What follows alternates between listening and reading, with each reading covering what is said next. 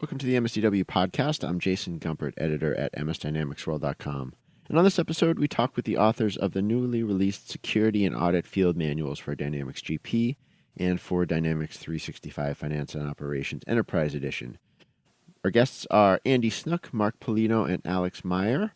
They are members of the team at Fastpath, so they know their way around security and audit concerns of businesses in the U.S. and in many other parts of the world. Putting out multiple books at the same time is no small task, and we talk about that effort to release these titles, what they may have learned during the process, and what companies should be paying attention to these days. GDPR is one of the big topics, and we'll dive into that, as well as get the team's take on some of the latest data breaches and what it says for the future of managing personal information and keeping it secure. All right, so I'm pleased to welcome three people to today's episode: Alex Meyer, Mark Polino, and Andy Snook of Fastpath. So hello, gentlemen. Welcome to the podcast. Thanks for joining me. Thanks, Jason. We appreciate it. So maybe since there are three of you, and the audience might know some, but not all of you, or maybe all of you already, I thought we could maybe just start doing some introductions. Andy, welcome to the event. You are, why don't you introduce yourself?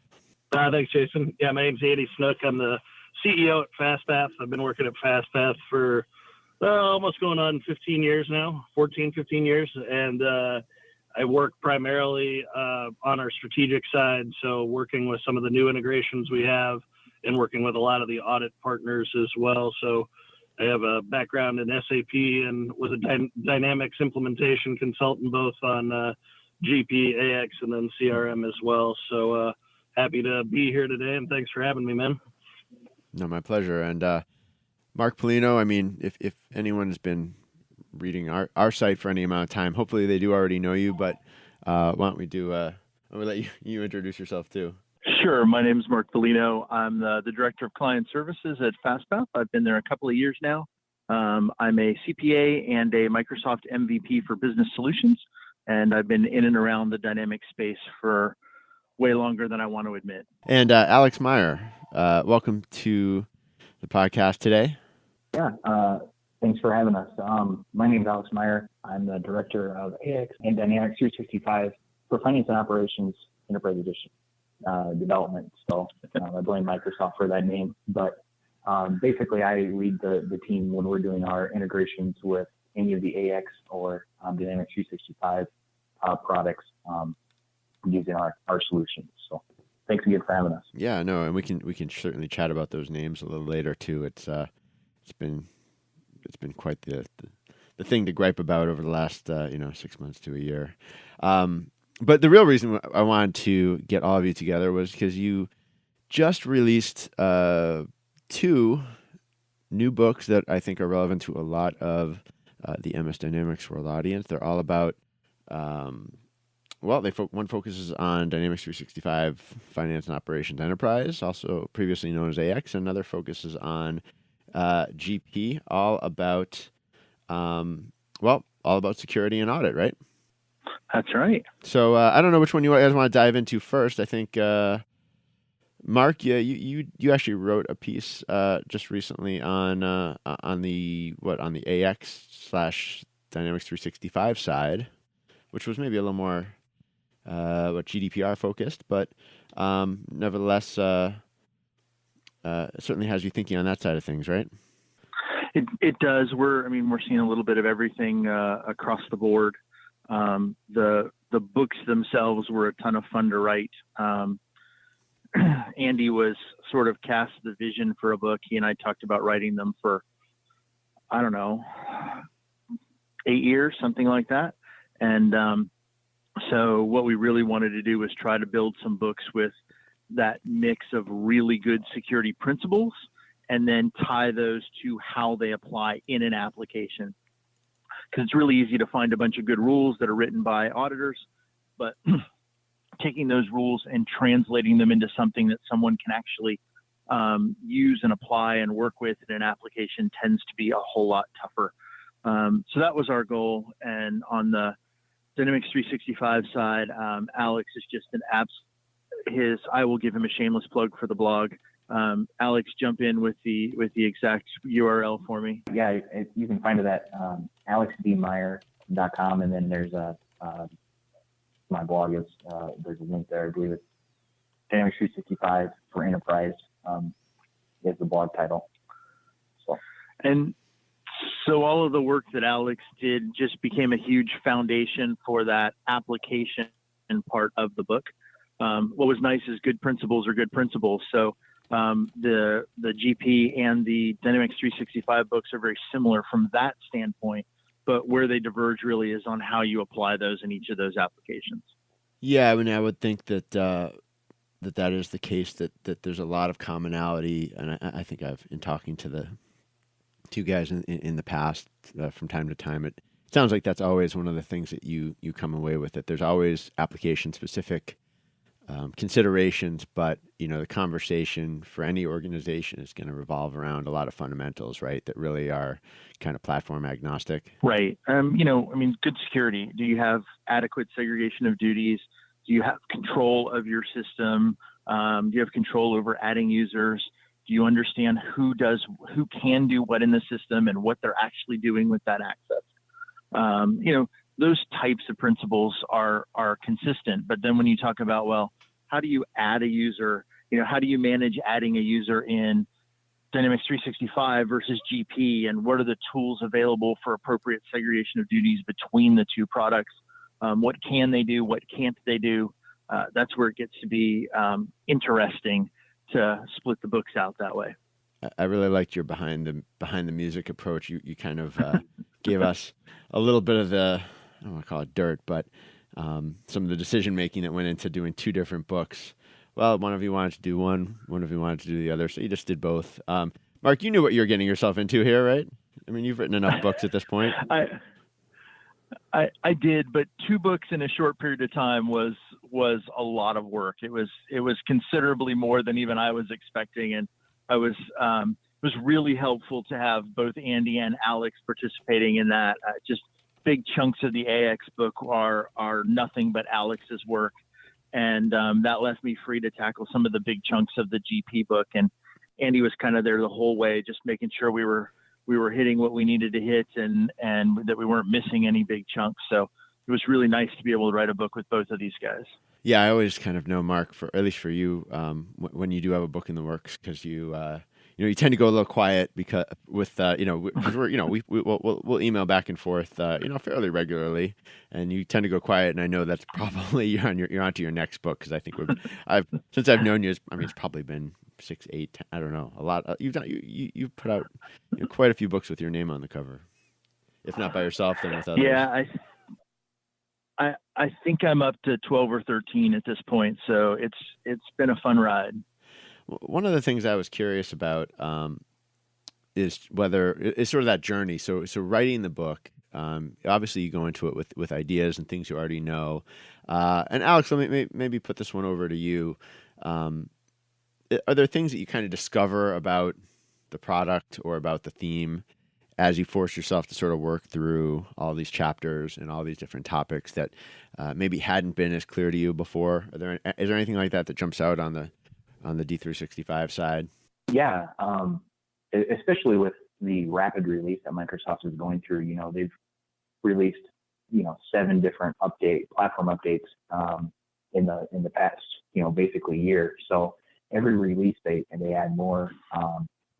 I always go in and look to see what they've added to the security side specifically, because that's where it integrates well with our tools. But adding more reports. They're adding in the front end. They're adding additional developer functionality for security on the back end. Just being able to go in and seeing in those different versions where and what Microsoft has added, and that's basically where the idea for the blog came. Is I deal with this on a day-to-day basis, so I can get down into the weeds a little bit and actually find those for people and point them out. So that's where the idea for the blog came from. Man, and this is the second.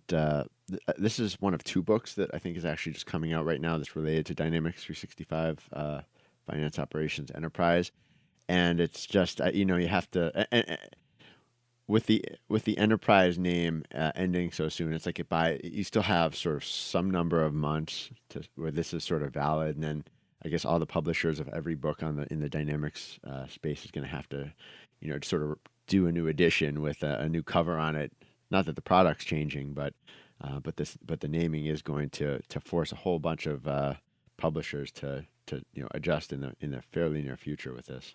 Yeah, we've already seen that with Murray Fife's book. He had a book out June, July timeframe that was Dynamics 365 for operations.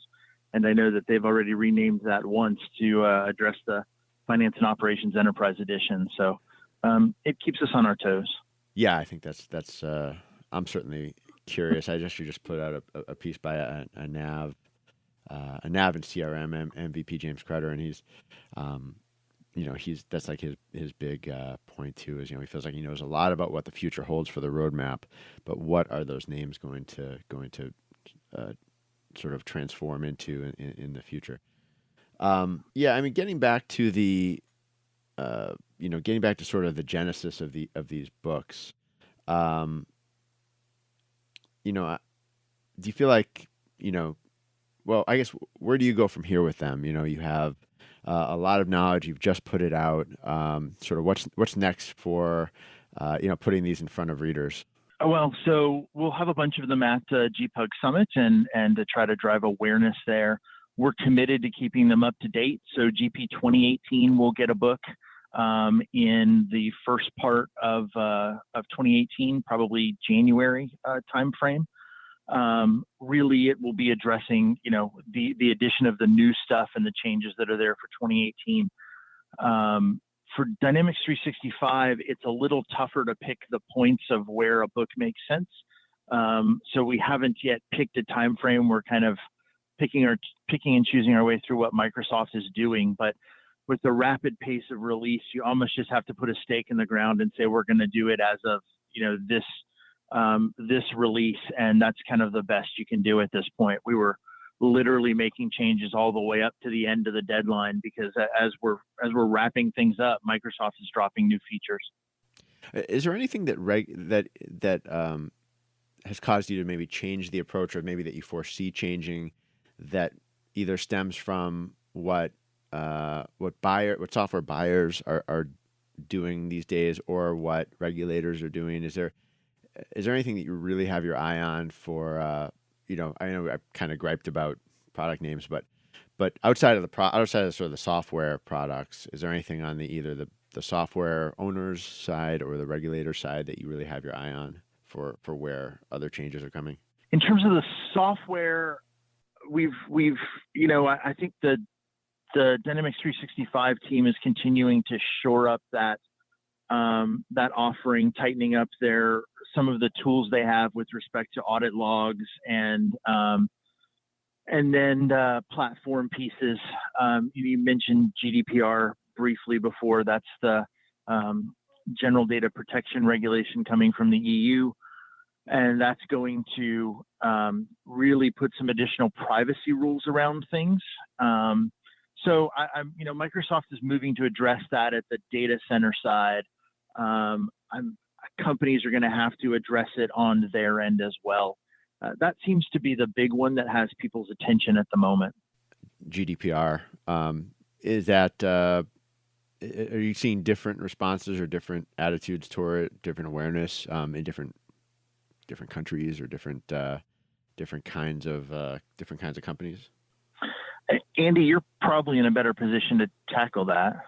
Yeah, I mean, I think we definitely, with our European customers, it's in prospects, it's a huge concern for all of them. It's been coming up more and more in the U.S., obviously, with Equifax and the Yahoo. I mean, it seems like there's another company releasing a data breach not even day, it's every 6 hours, it seems like. But the U.S. seems a little bit slow to respond. I mean, maybe not slow, but they're not moving as quickly as Europe is, certainly. And, you know, you have a May 2018 deadline to get your house in order in the EU for GDPR. But we see it on two sides. One, from a product side, from what our products can do to help companies, but then also from a contractual side of the things that we need to be doing as a software provider. And, some of the agreements now that come back from the EU and, hundreds of pages long of, if you're going to be a cloud software provider, what you need to be doing to hold up your end of the deal on the privacy and the data protection side. And I think it goes along a little bit with, the question you asked earlier, Jason, is what we're seeing. A lot of the customers are asking, what should I be asking the software vendors, right? Mm-hmm. That I understand that my data is going to be, as I move from on-prem to the cloud, what are some of the questions I should be asking some of the ISVs, some Microsoft, and, I know that Mark and I had a long conversation the other day about and this comes up all the time across all the ERPs that we work with, is where does the vendor's responsibility start? Where does the customer's responsibility start with the security of the data? And then starting into where does the ISV, if I go to add another product, what are their responsibilities in terms of code, data privacy, and so on? So we're really seeing a lot of it in Europe, but more so as people move from on-prem to the cloud. Even in the U.S., people are starting to become concerned with, some of these accountants are one step away from keeping the cash under their mattress, and now you're asking them to move, their data to a server farm on the back nine of a golf course in West Des Moines, Iowa. That's where one of the Microsoft clouds is, so it's fun for us, so we get to drive by there with it. So those are some of the bigger ones, but yeah, exactly. It's not as exciting looking as I thought, but there's a lot of air conditioners there. But I think it's those questions that the prospects and our customers in the U.S. as they migrate from Dynamics GP over to 365, or even as they move more of their business to the CRM side, right? A CRM evolves more into an XRM. They're starting to move really sensitive, not only financial, but then personal data, and they're starting to take a time out. And at some point, Microsoft can only do so much. It's up to the customer and the other ISVs to really have an appreciation and understanding and a plan in place to have controls, to have security, and to really have that be a top concern at some of the software providers. And that hasn't been something they've traditionally had to do. So one of my first questions, somebody asked me, like, what should I be asking at Summit at the Expo? I said I would be asking every ISV how they handle security in their application from a coding perspective, from a data security perspective. I would be asking those questions of the people in the Expo and the other ISVs, because whether on the GDPR side, it's certainly going to be asked of them. And at some point, the U.S. is going to pass something very similar.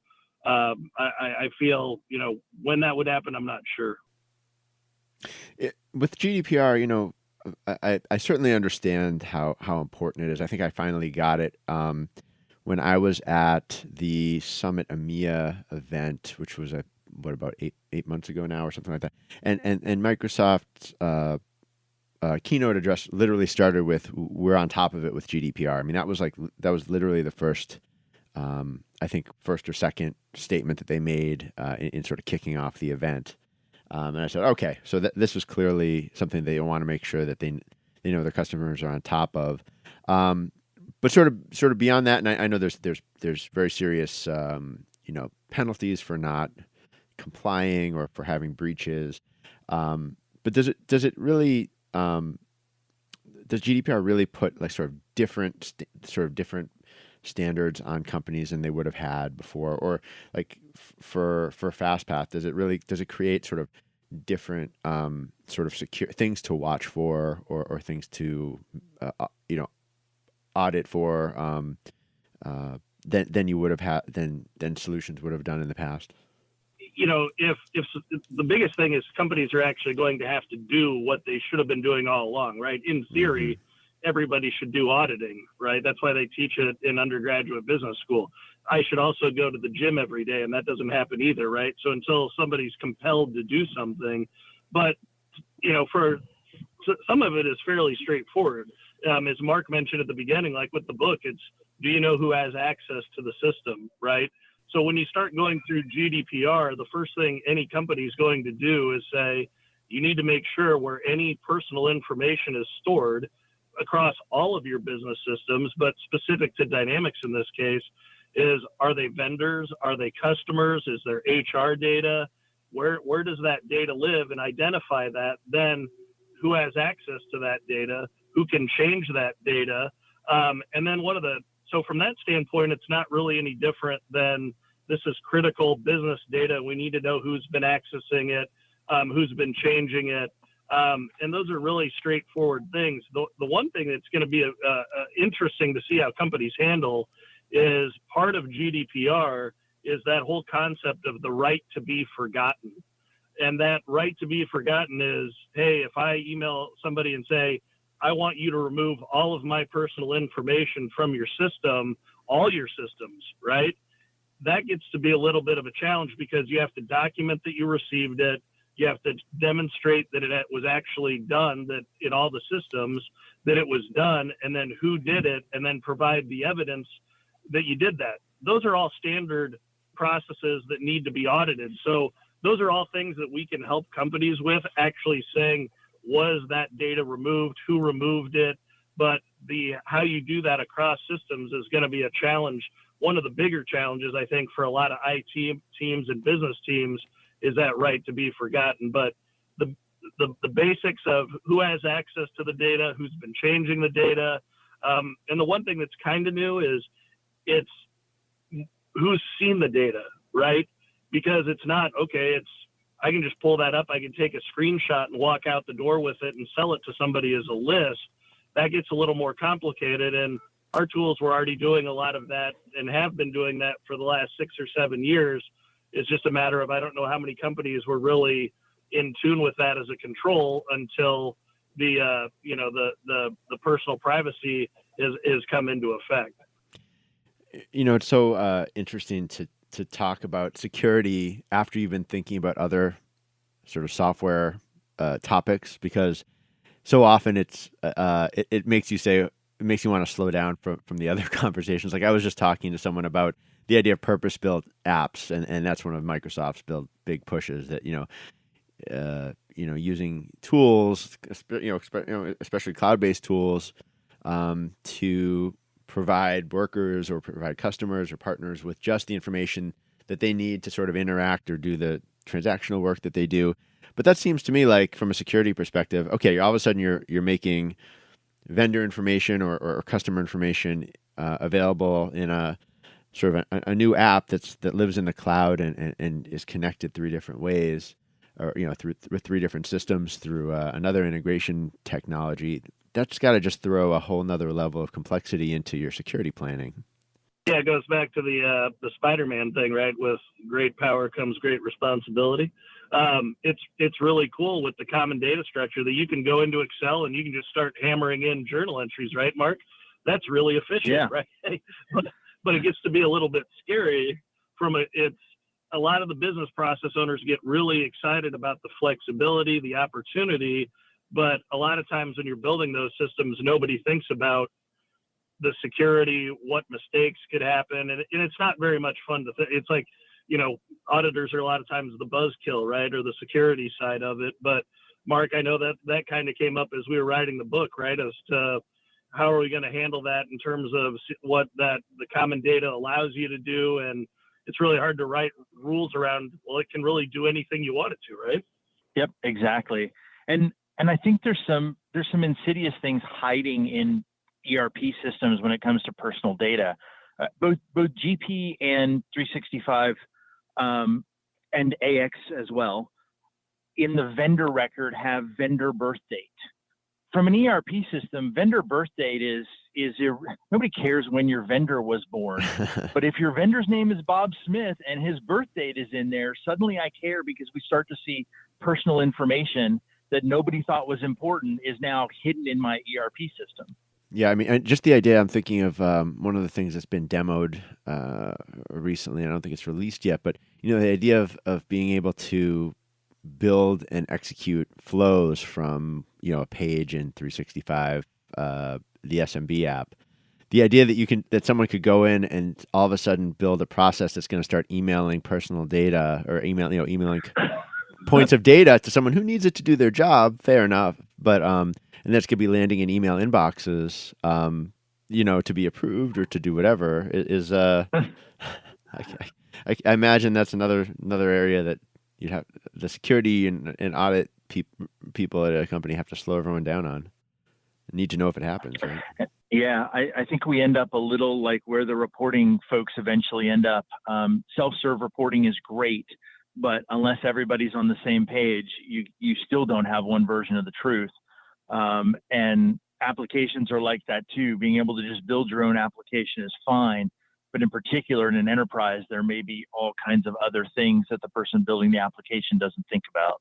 All right, I wanted to change the topic just briefly because I had something that Andy I think mentioned a few minutes ago, and it's something it's been on my mind this week because of the Equifax breach. And I think some of the latest things in that. I've actually heard chatter about the idea that Social Security numbers, and this goes back to the U.S., but that Social Security numbers are so compromised at this point that it's about time to just do away with them and find some other way of doing sort of national level identification. Is that something that you could see becoming a reality, Andy? I don't know. I would hope not, because I finally just learned all my kids' Social Security numbers, so I'd be screwed. You're one up on me. Right?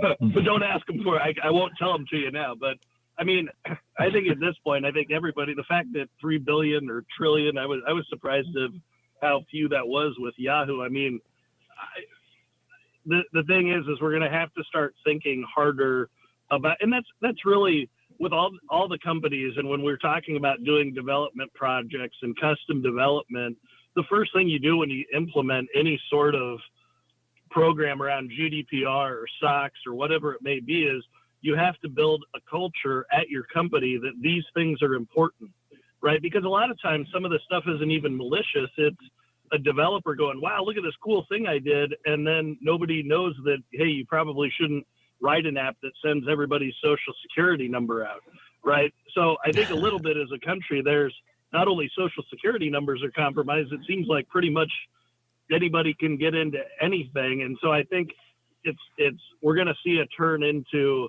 the information age is going to have to be, there's going to be a little bit of a reaction to that in terms of we're going to have to find a better way to secure all the information and kind of, I don't know, completely start over, but to some degree, we have to know that the ways that people can take the data and then how far the data can go now, right? Once you take the data, it's not like you're just walking down the street with a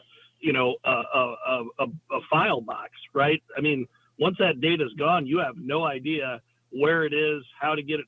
You're not ever getting it back, but it can go anywhere and be used for really anything. So yeah, I think it's time to at least start a culture of understanding that it's not okay to request the Social Security or ask that as either change it, or it's not okay to ask people for that as part of the normal course of business, right? Or somebody's birthday to be put into GP as a vendor for some reason, right, Mark? Yep. Yeah, maybe I like getting a birthday note from a company where I'm a frequent customer, but I could live without it if it if it reduced the likelihood of me getting my identity stolen. I guess I'd give up on that free Sunday on my birthday. Jason, you don't like it when LinkedIn tells you have updates and it's just telling you that it's somebody's birthday today? Come on. That one has always puzzled me, the birthdays. I try to keep it professional on LinkedIn, right? Birthdays, I feel like you're kind of crossing a little bit of a line. Or even when there's like, this person has a new picture, it's like, okay, well, is that really why I'm on LinkedIn?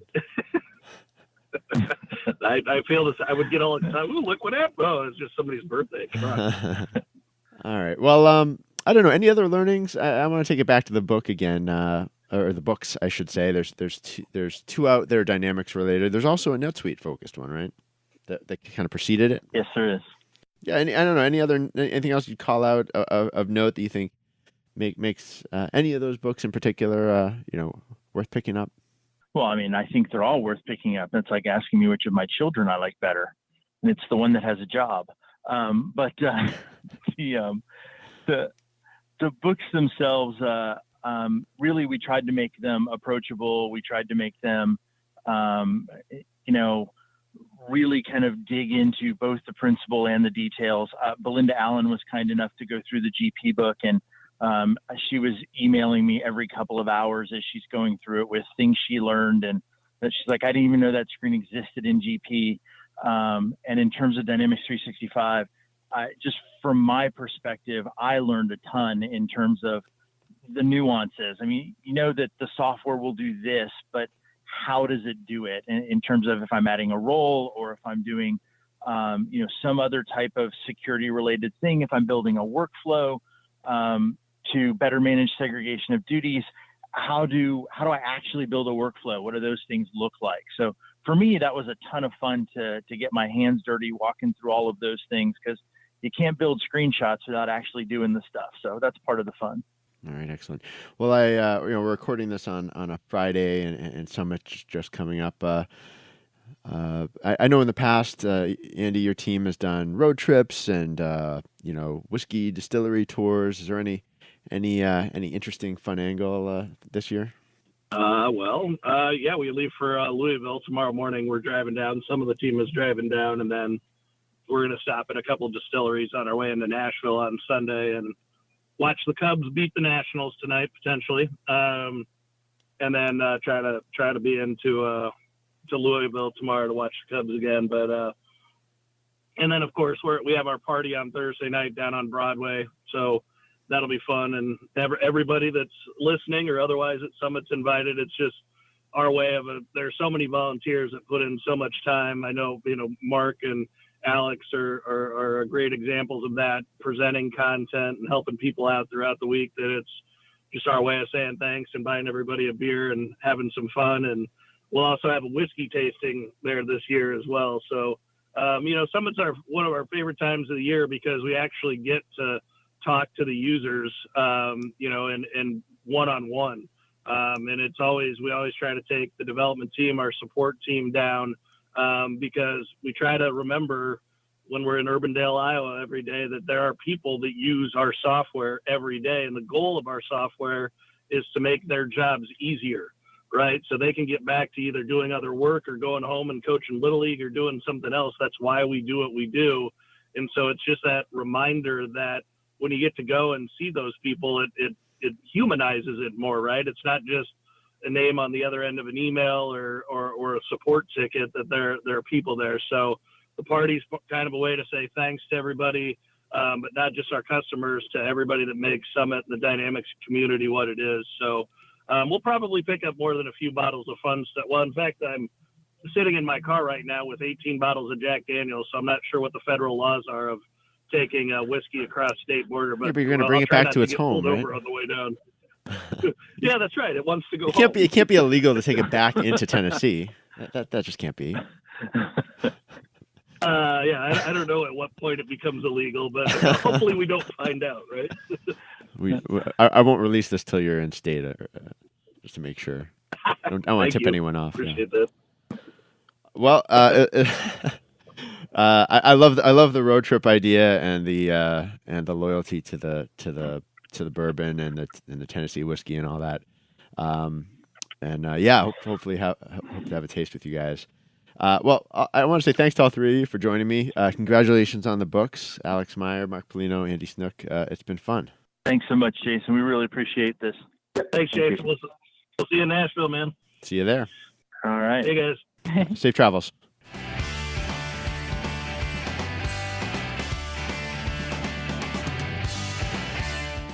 This has been the MSDW podcast. My thanks to Alex, Andy, and Mark for joining me today.